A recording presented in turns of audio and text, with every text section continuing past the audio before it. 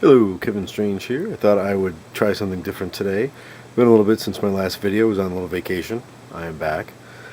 And I wanted to go over and talk about one of my favorite characters in comics.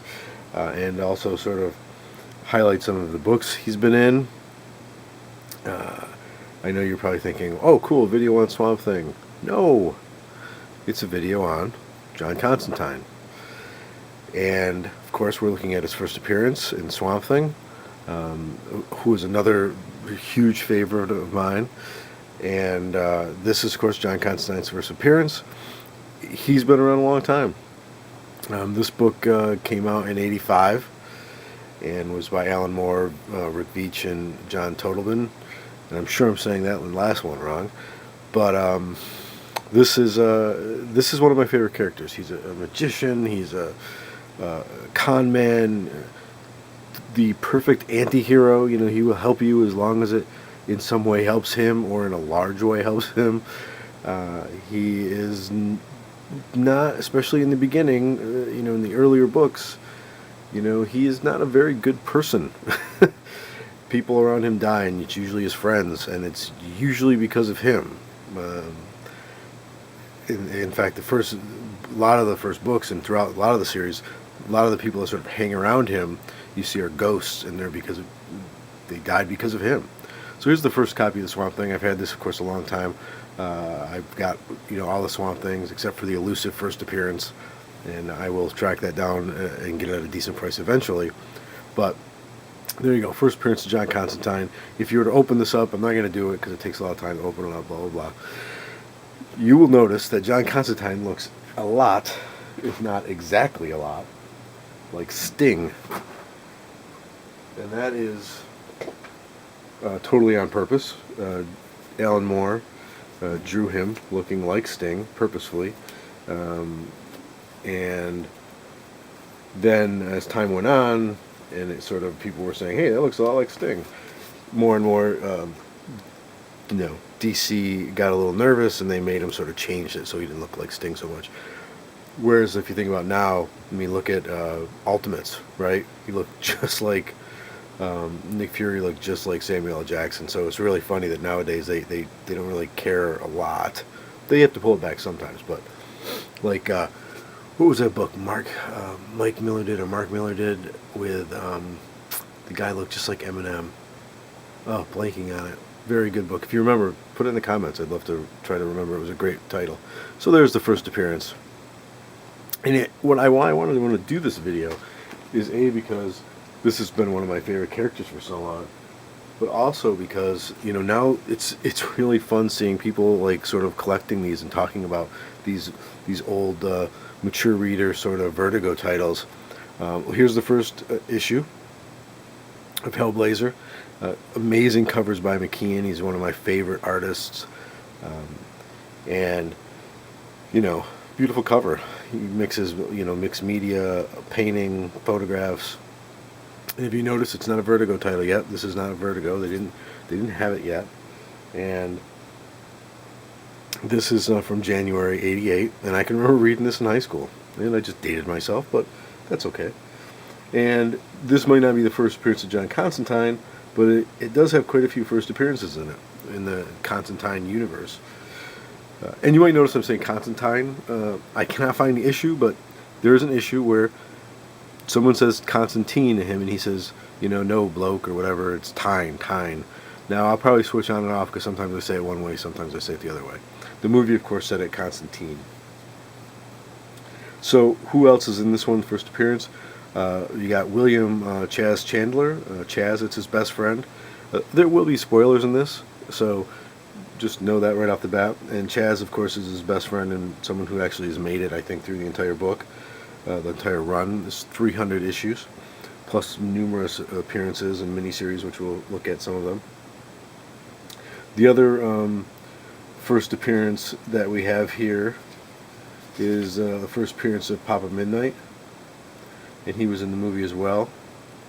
If you haven't heard, there's probably going to be a TV show, and I'm sure he'll be in that because he's a major player. I'm going to try to go over some of the big first appearances, I mean, there's a lot and a lot of different characters, so I'm sure I'll miss some, but we'll try to get as many in there as I can. Now I want to just go ahead and look at some of the covers for like the first 10, because they're just beautiful covers. And a lot of people have worked on Hellblazer. Jamie Delano did a huge run, 1 through 40, and he did like 84. And he came back here and there. So here's a really cool cover. We got Papa Midnight there. And again, just this mixed media with there weren't covers coming out like this back then. It was, I'm a huge, Flash. I read, superhero books, but these books I really got into when I was growing up, and still do now. I mean, Hellblazer, Swamp Thing, Animal Man. There were a few other Sandman, of course, Preacher. All these books that are now becoming kind of like getting a little bit of press because they were going to start making movies out of them, were books I've been collecting forever. Love this cover. It's number 3. Jamie Delano made no apologies for his hatred of the Thatcher government, and basing some of the angst and some of the angst of Constantine and the bitterness and the darkness of the series is due to his political beliefs and how Thatcher was, I think he was thinking quite evil. Voting Tory can damage your health. So this London is based on his feelings about the political situation at the time, which is really interesting. And then, of course, this is issue 3. And I'm looking through my notes. I'm not sure if I'm seeing any first appearances in there. It's such a huge series. It's hard for me to remember every single thing that happened in this thing. So I am looking at notes. Number 4 has got some quite a few first appearances. You got Cheryl Masters, that's his sister. You got Tony Masters, it's his brother-in-law, who is fairly crazy. Who else do we have? I know we've got a few other people that are fairly important. They said Tony Masters. We have Gemma Masters, and she is his niece and has a lot to do towards the end of the book. She's in it here and there throughout the series, but she's his niece, and some really screwed up things that go on with her later on. So I guess if you're looking to get first appearances, these first 4 are a really good step in the right direction. But again, the stories themselves, I mean, that's what you want them for. I mean, they're amazing stories and amazing characters. I just want to round some of these out. I'm looking at 5. Again, just the beautiful covers. You didn't see these kind of things back then. These covers are amazing. A little bit of Apocalypse Now, a little bit of vampire stuff. I mean, look at that. Issue 6.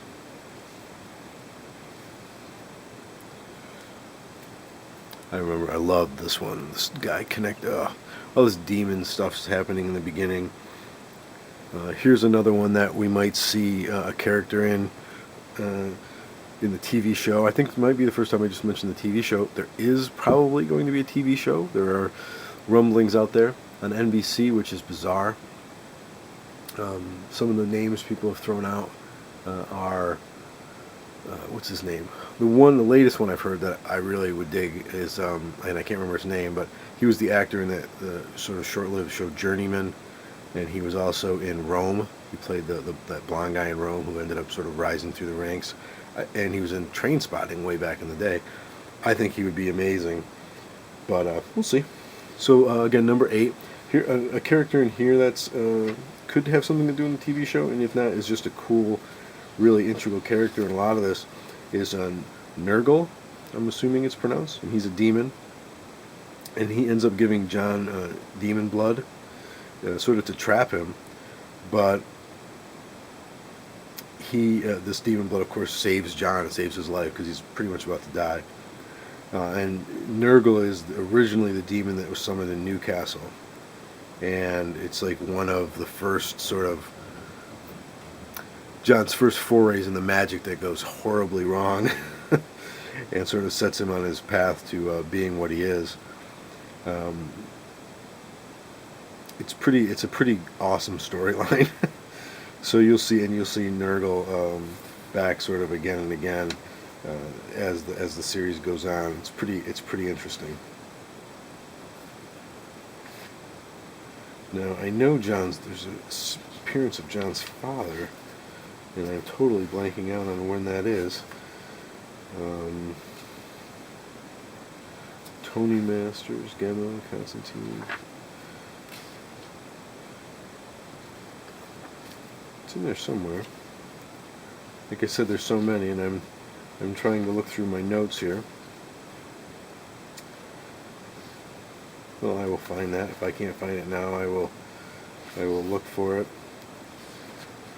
As you can probably guess, he is not the best person in the world either. And here's issue 9. Some of his ghost buddies there that end up haunting him throughout time. And it just fell. Good thing I used backing boards. Take some of those away.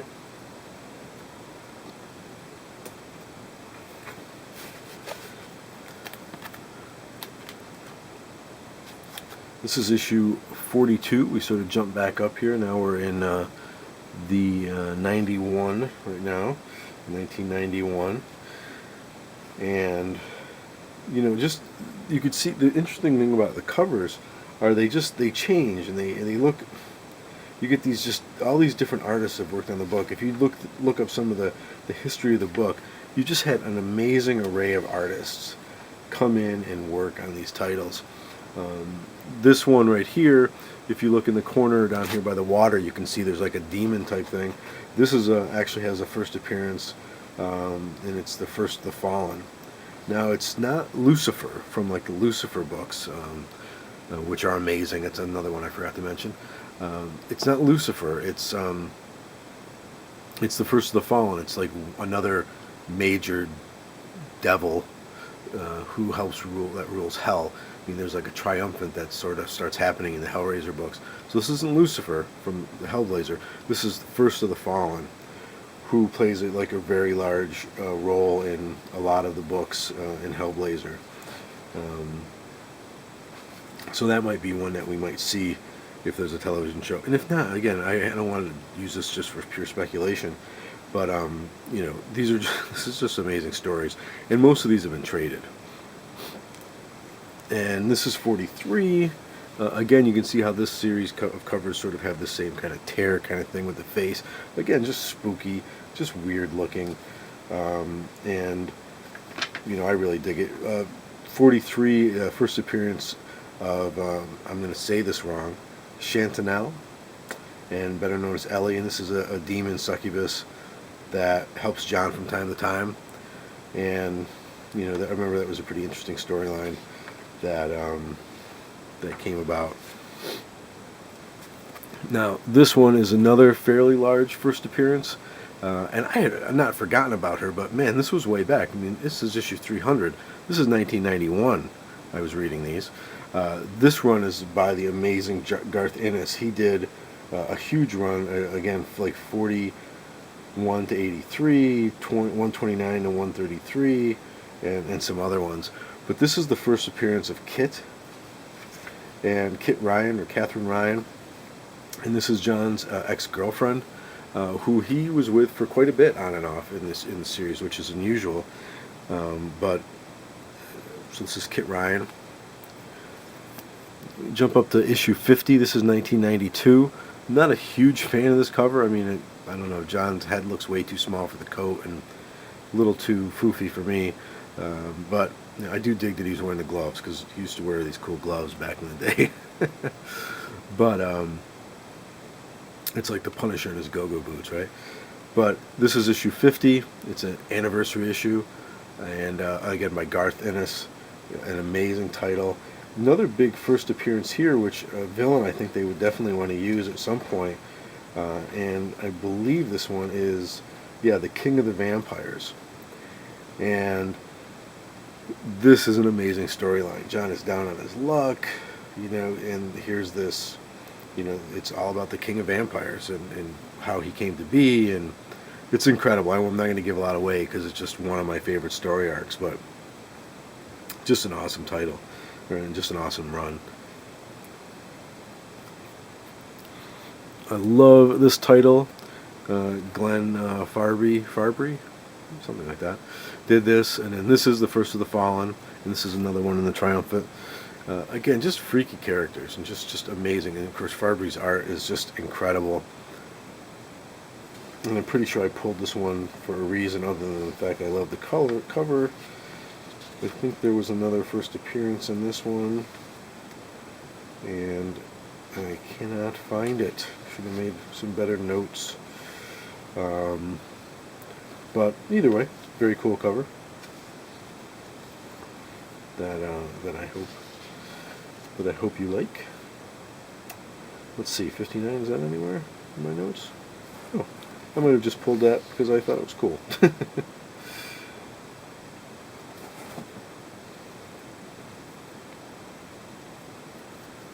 few more covers that I enjoy. 88. Sorry to jump there. Again, if that's got a first appearance in it, let me check really quick.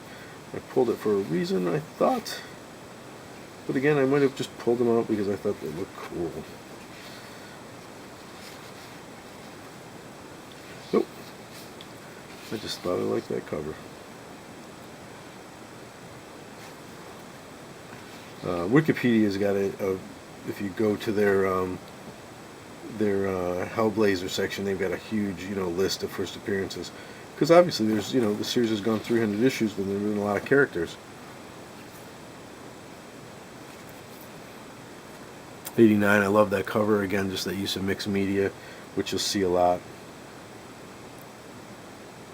And one of my favorite covers, this is by David Lloyd from V for Vendetta. It's another old school title. If you haven't read, definitely pick that up.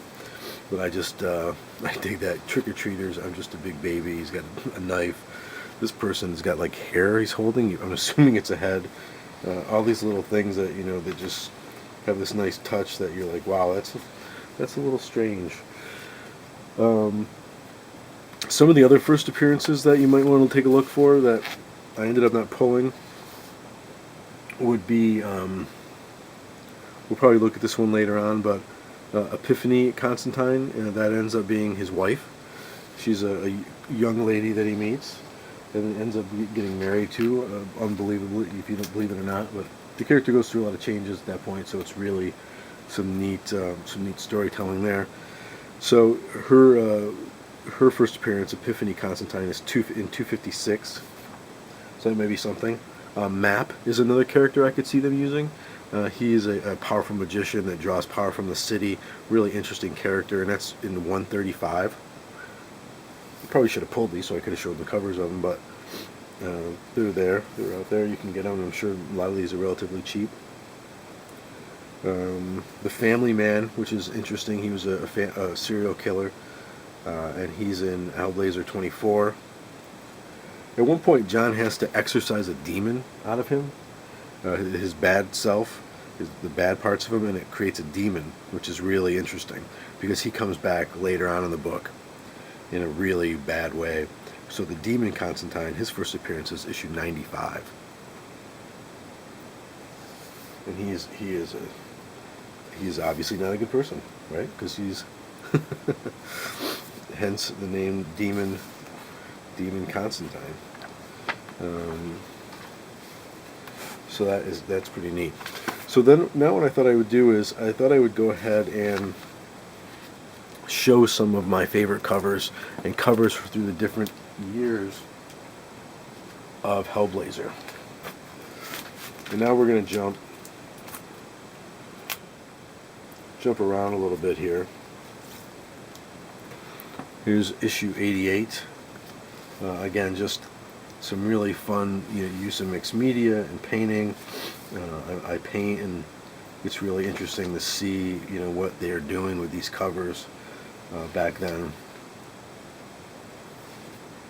And this was 88, and it's in 1988. So that's wait, this is number 11. What am I saying? of November 1988. So we start hearing some rumblings of Newcastle here, which is a major storyline. Number 23, again, just love these. We're still in the Jamie Delano age. Number 23, just amazing covers. These painted covers that are just so beautiful. You know, we don't... If you're not familiar with how comics are created and whatnot, I mean, these are paintings. You know, they're not just drawings. Not like there's drawings are quite... Another one of my favorite covers, David Lloyd. Love David Lloyd. This is actually a Grant Morrison issue. A pretty amazing issue. David, again, if you haven't picked up V for Vendetta, grab that.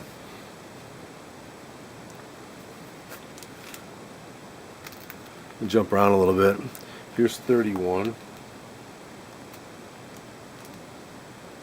Again, just a fun cover. Creepy cover.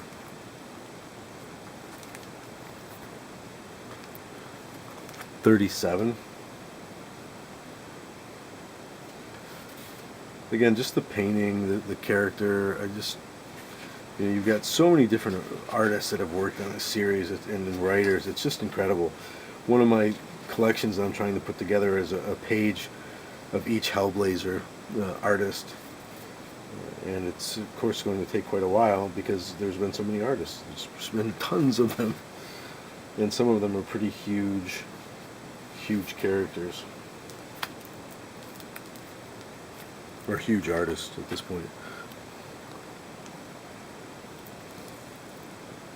Another really just cool issue. Ben Farby. The other really amazing thing, issue 60, I love that. Another Farby cover. I believe some people thought this issue was actually the one where the baby was born there from the demon and the angel. That ends up being that new idea that happens in Preacher, but I guess they had said no, that wasn't that. So there's a lot of speculation at the time was what that was. It's one of my favorite covers. Garth Ennis was writing this book. Glenn Farbry. I keep saying it a different name because I'm not entirely sure how to say his last name, but I really love that cover. You know, straight razor, the blood. Another Glenn Farbry cover. You know, and these are just, you know, they're amazing books, and again, the cool thing is most of the stuff has been traded, so you can find it in trades if you can't find it in regular issues. But here's the thing, you know, this title, well, although it was like a huge, you know, it went on forever. It was never like a gigantic seller. So I mean, you can still find these. In stores, in comic shops, relatively cheap. And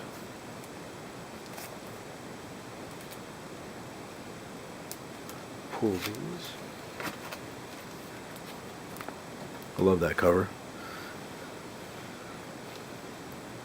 Bottle there is brush. Movie-wise, let's see, what was that?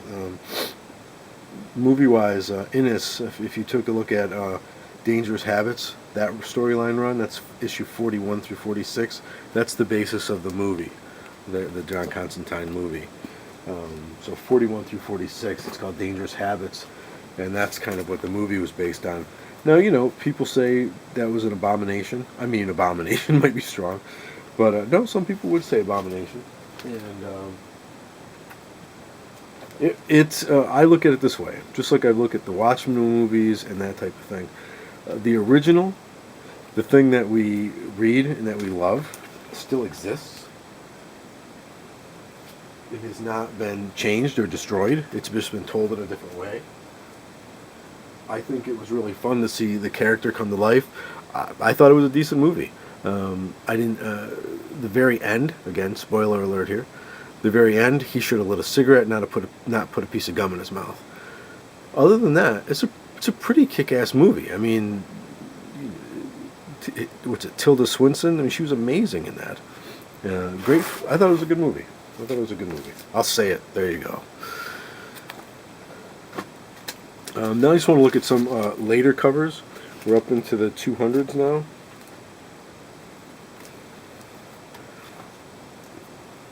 And you just get some really neat covers. It's 256. I'm going to jump around. I'm going to hate to put all these back. Here's a Sean Phillips. He is one of my favorite artists. I've got a bunch of pages of his, and I just love his covers. If you haven't read Sleeper, check that out.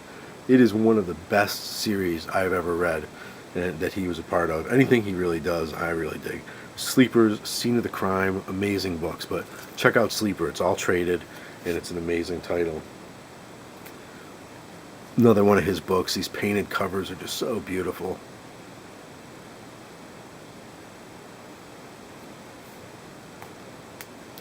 And then we're going to jump over. I could have shown 50 million of these Sean Phillips covers because they are incredible.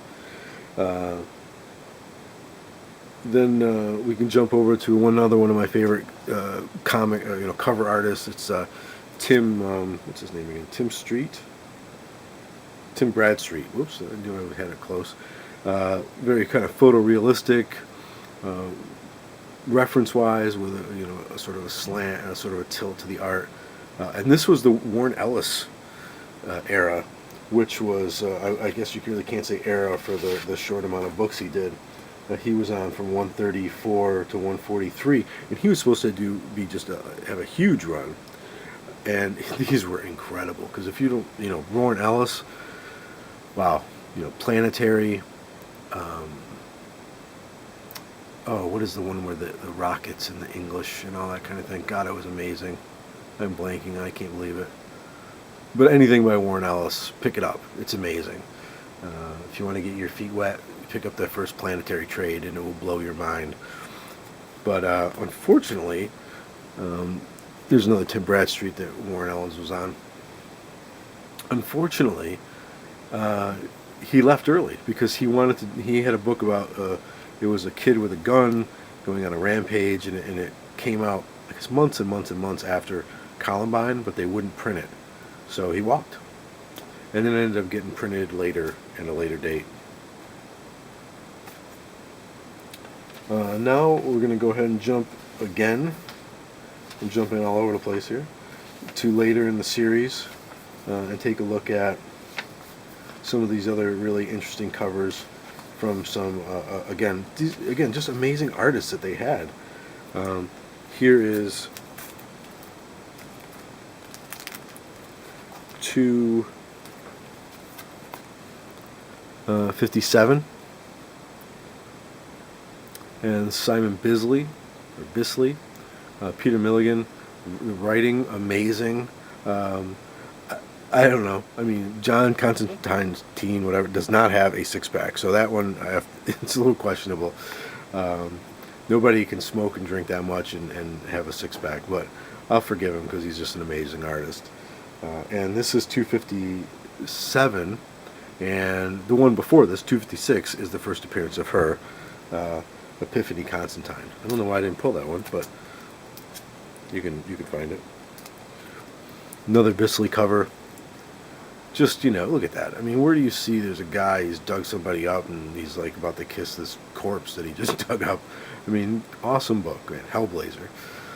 It was going to be called Hellraiser, but they didn't want to get in trouble with Clive Barker, because he's got those short stories, and there were movies at the time that were pretty popular. These covers in the two, high twos here that Bisley was doing was just amazing. I mean, look at the painting, the coloring in here. It's just incredible. The skin tone, the texture, the scar, just beautiful.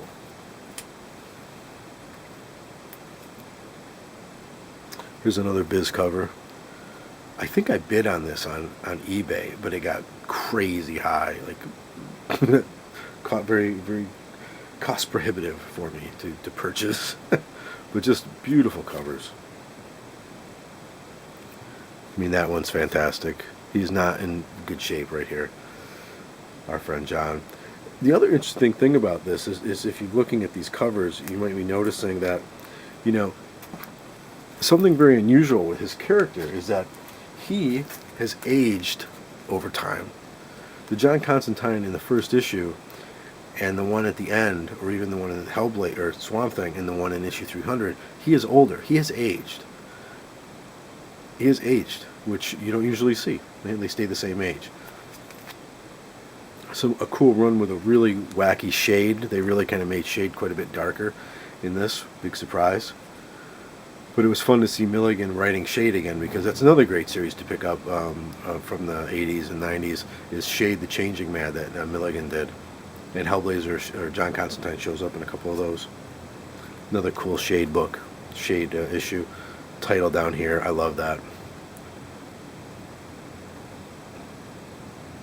And then that is, as you can see, the final issue, issue 300, where a lot of the people come back to do some stories. It was a really interesting last issue. Some of it was a little, the ending I had to say, well, what just happened here? And I read it again and again and again, and I finally was like, that's very sad. The odd thing is that it really doesn't, if you know what's happening now, of course you could see that they canceled it, it was horribly tragic to me, and they rebooted him and brought him into the regular DCU. So now he's in Justice League Dark. It's very odd to see him standing next to Superman and things like that. It's odd to have sort of a new, revamped origin for him, and to see that he's now has a lot more juice to him, a lot more power. In these, he's 1 part magic, 2 parts bluff, 3 parts F.U. He's a confidence man. He's a magician who is a con man, and he gets by with a reputation for being a super powerful mage. But he's got some juice, but he doesn't have as much juice as a lot of people thinks he does. So it's pretty interesting. The character, that's what I've always loved about him. I want to go show a few little things that he's been in here and there, some other appearances and some other cool stories fairly quickly. I'm going to move these. One of his other first appearance, and not first appearances, but come on, focus.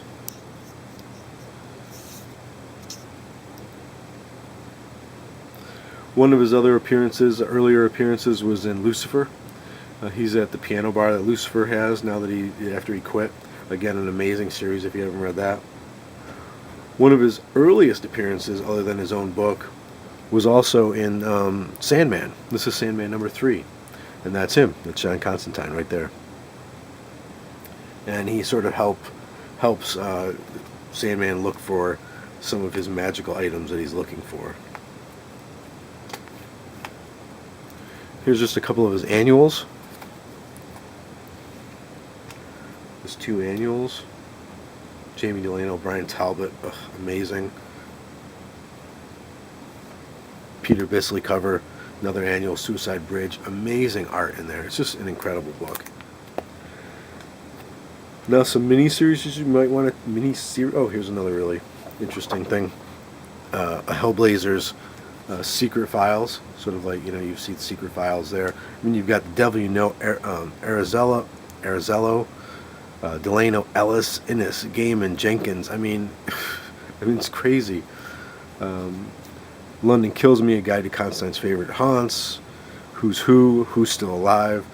So this actually could be a pretty good book to have to sort of get into and get to know the sort of the universe of Hellblazer. And that was 2000, Vertigo Secret Files. Now, if I would say pick what you'd want to pick up that's not like direct, a Hellblazer book, there's a few miniseries that I really enjoyed. And one of them is this one right here, The Horrorist. And that's by Jamie Delano with amazing art from David Lloyd, one of my favorite artists. And it is a beautiful book just to look at. And especially if you like the art in V for Vendetta, and just a really cool title. So that would be one I would definitely pick up.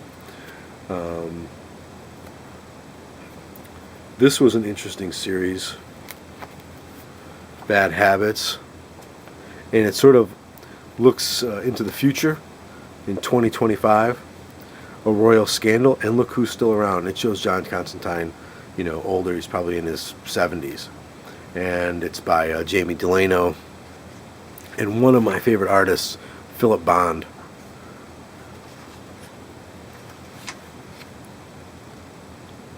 And I've always digged Philip Bond stuff.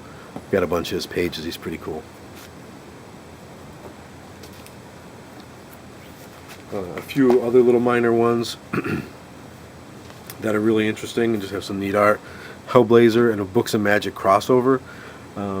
Books of Magic is another Vertigo title that I collected. I've got every single one of them. I love that book. Tim Hunter, it's amazing. And he also shows up, I didn't pull any of these, but he shows up in the last sort of iteration of Books of Magic, which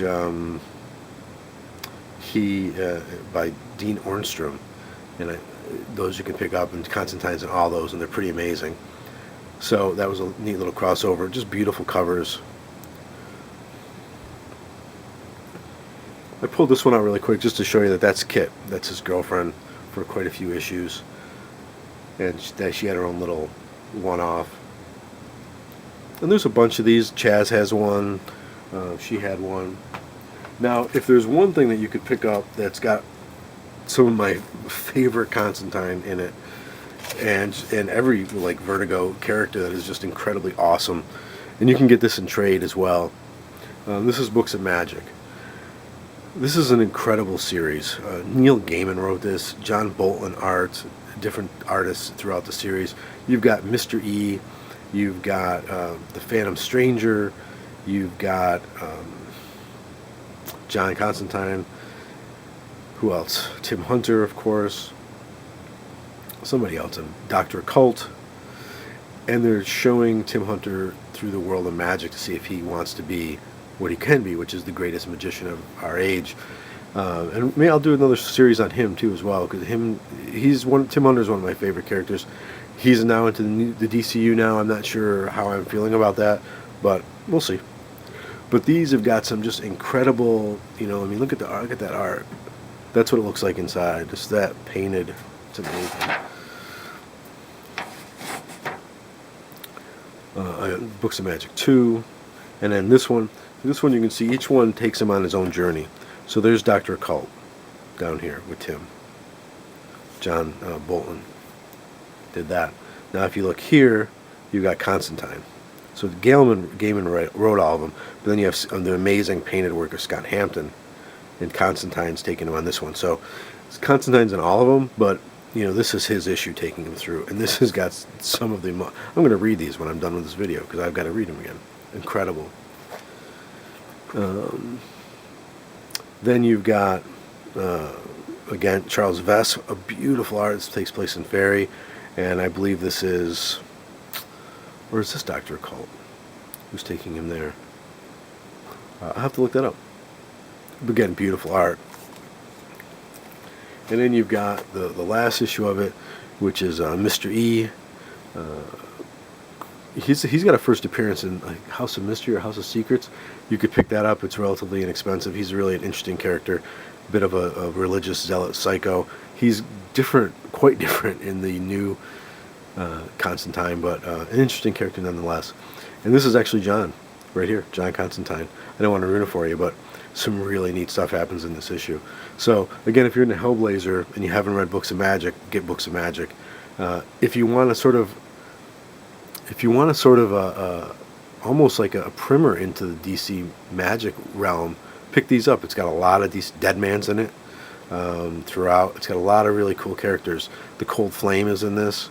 They're big in the new Constantine series. So that is just a small sampling of covers and stories and first appearances that happen in Books of Magic, Books of Magic. I'm looking at the cover in Hellblazer. He's one of my favorite characters, the quintessential anti-hero.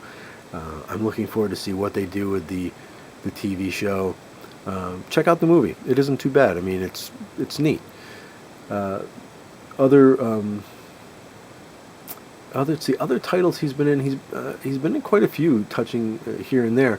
Lately, now again, he's in there all over the place. He's got his own book, Constantine. I don't have that cover on me right now. It's put away. How do I feel about it? It isn't too bad. Jeff Lemire is writing it, and that's the only reason I picked it up. I was quite upset they were canceling it, and then I saw Jeff Lemire. He is one of the most amazing writers out there right now. Pick up any of his stuff. Ghost Stories, Sweet Tooth, what's the other ones? The hockey stuff. I'm blanking out. Just look up Jeff Lemire and buy everything he's done, especially like the black and white stuff. It is so incredibly moving and just beautiful. And he's an amazing writer, and he's been really kicking it on Hellblazer. Justice League Dark's been amazing to see these magic characters, and now he's going to be doing Justice League Unite or Justice League Unlimited. I just going to be coming out Zero, and he's going to be playing around with a bunch of characters that are pretty cool. So, if you were a Constantine fan, and 300 ended, and you were like, I'm not going to buy this other crap that's from DCU, I'd say check it out. Jeff Lemire is amazing. I can't say it enough. He's one of my favorite artists, or favorite writers, and he's doing well by the character. So that's my Hellblazer primer. I had fun doing it. I hope you enjoyed it. I think next one I'm going to do is on Swamp Thing. So thanks a lot, everybody.